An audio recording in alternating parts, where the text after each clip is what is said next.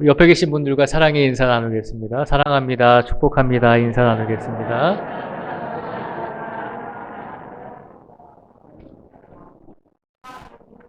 네, 사랑하고 축복합니다. 오늘 간증과 또 찬양으로 큰 은혜를 많이 받으신 줄 믿습니다. 그래서 오늘 말씀을 더 짧게 해야 되겠습니다.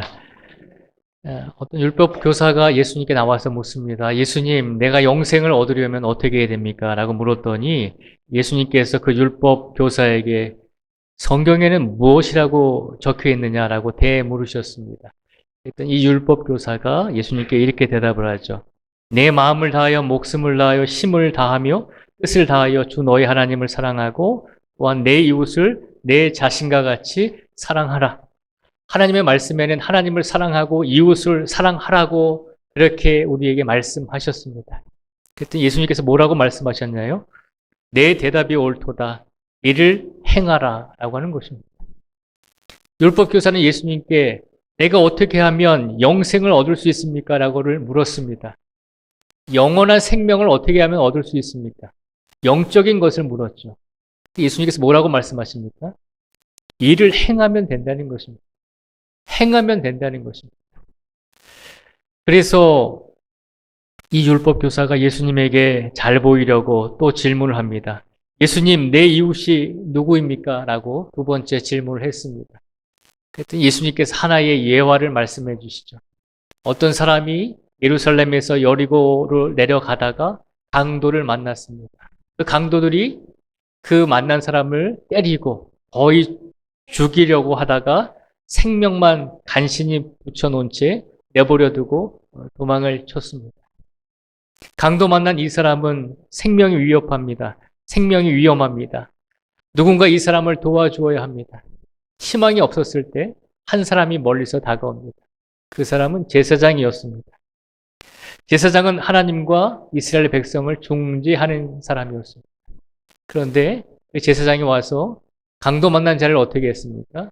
도와주지 않고 그냥 지나쳐 버렸습니다. 그리고 나서 두 번째로 레위 사람이 옵니다. 레위 사람들은 하나님과 백성의 중재자인 제사장을 도와서 하나님의 성전에서 예배를 도와주는 구별된 지파였습니다. 그런데 그 레위 사람 한 사람이 오다가 강도 만난 자를 보고 불쌍히 여긴 것이 아니라 그 레위 사람도 그냥 지나쳐 버립니다. 이제 이 사람에게는 희망이 없습니다.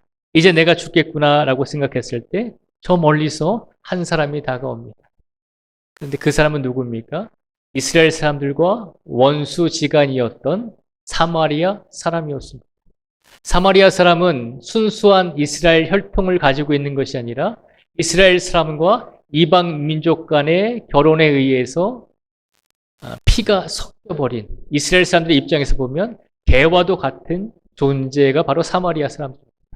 그런데 개처럼 생각했던 그 사마리아 사람이 강도 만난 이 이스라엘 사람을 도와주고 쌈해주고 또 주막에 맡겨서 숙소에서 주인에게 이 사람을 돌봐주라고 돈까지 주었습니다. 예수님께서 그 비유를 하시면서 율법 교사에게 질문합니다.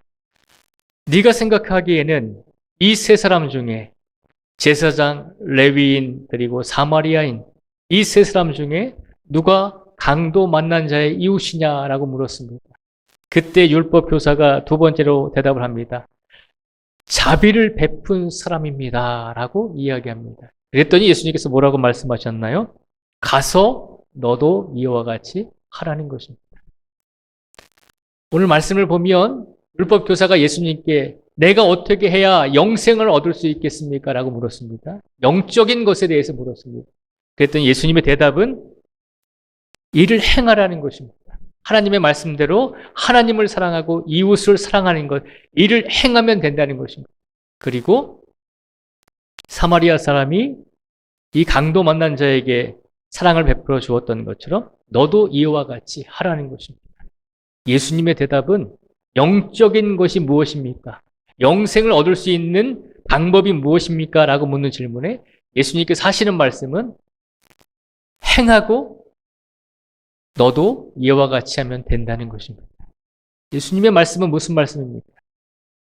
영생을 얻는 것은 내 삶의, 내 현실의 모습과 일치되어야 한다는 것입니다. 예수님을 믿음으로 구원을 받지만 그러나 영생을 우리가 그대로 유지하고 영생을 얻기 위해서는 우리의 삶이 중요하다는 것입니다. 영생은 영적인 것이기 때문에 우리 삶과 관련이 없습니다라고 그렇게 생각할 수가 있습니다.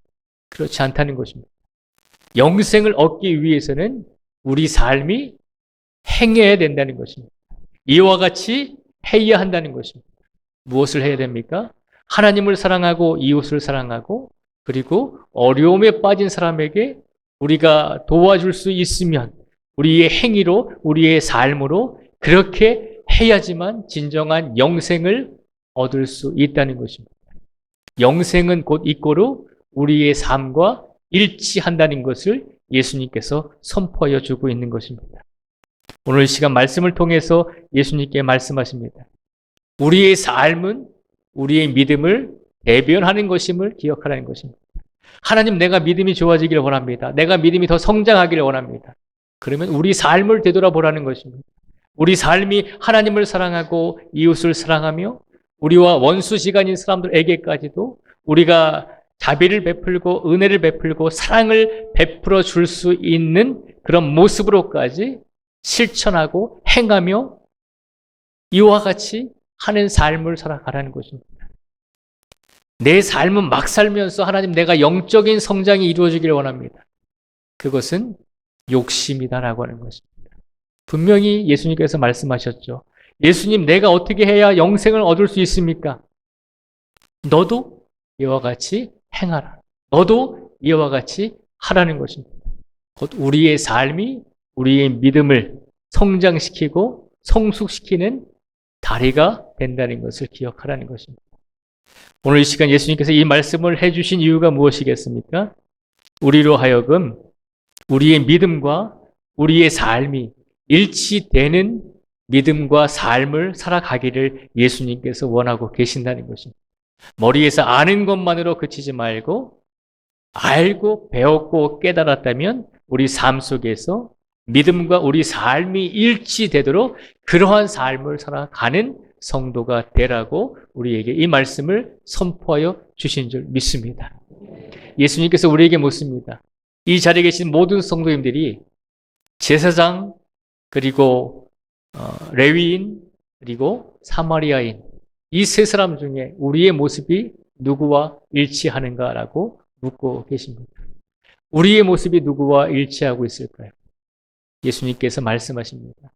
우리가 레위인처럼 제사장처럼 거룩하고 경건하게 살아갈지라도 우리 삶이 우리의 믿음과 일치되지 않냐면 하나님 보시기에 올바른 믿음을 가지고 살아가지 못하는 존재임을 다시 한번 기억하면서 그러니 우리의 믿음은 곧 우리의 삶과 일치되어야 한다는 것을 기억하고 가서 행하라는 것입니다.